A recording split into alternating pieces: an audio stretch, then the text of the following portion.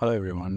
දැන් අපේ WhatsApp group එකේ අහලා තිබ්බා තෙල් හැමකට ඒ කියන්නේ හුඟක් තෙල් ගතියක් තියෙන හැමකට මොකද්ද විසඳුම කියලා. ඇත්තටම මේ තෙල් ගතිය සමහර අයගේ වැඩි. හැබැයි ඒකත් එක්කම ඉස්සොරි ප්‍රශ්නයකුත් එනවා ඒගොල්ලන්ට. and කෙස්යාමකුත් තියෙනවා. දැන් ඒ කියන්නේ මේ තුනම ගොනුවක්. ඒ ලක්ෂණ තුනම ගොනුවක්. ඒ වෙන්නේ ඇත්තටම DHT effect එකක් හින්දා.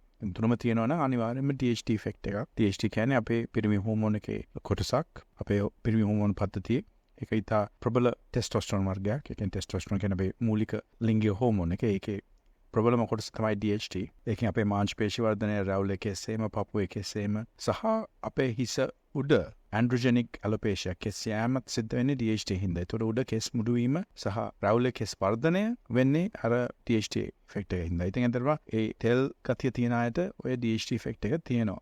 ඉතින් ඒක DHT අඩු කරන එක තමයි මෙතන ඇත්තම විසඳුම. ඒකට හොඳම දේ තියෙන්නේ Finasteride 0.25. දැනට තියෙන හොඳම බේත ඒක. අතම ලංකාවට තාම ඒක SPC එකෙන් රජින් තාම ගෙනල්ලා නැහැ. නමුත් අපේ ළඟ ස්ටොක් එකක් තියෙනවා. and ඒක මේ අතරම පිටරට නම් තාම තවත් බේතක් හින්දා හරි මිලයි. සාමාන්‍ය රුපියල් 50000ක් විතර මාසෙකට අපෙන් ඉතා සුළු මුදලට ගන්න පුළුවන්.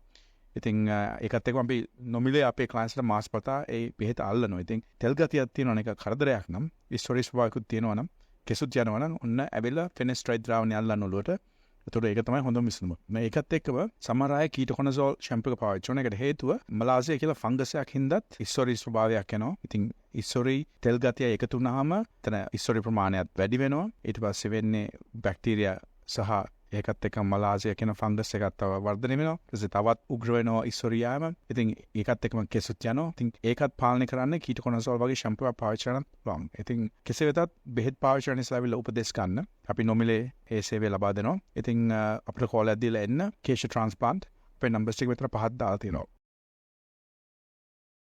34% of Colombo district had diabetes, while another one-third had high blood sugar levels. It was found that Sri Lanka has the highest rate of diabetes in all of Asia and one of the highest in the world. 38% of Sri Lankans with diabetes have not been diagnosed. In other words, 1 million Sri Lankans do not know that they have diabetes. Diabetes is more common in Sri Lankans who are overweight and those who are better off or living in developed areas of the country. The highest rates are seen in Western Province, Jaffna and some parts of the Northern and Eastern Province.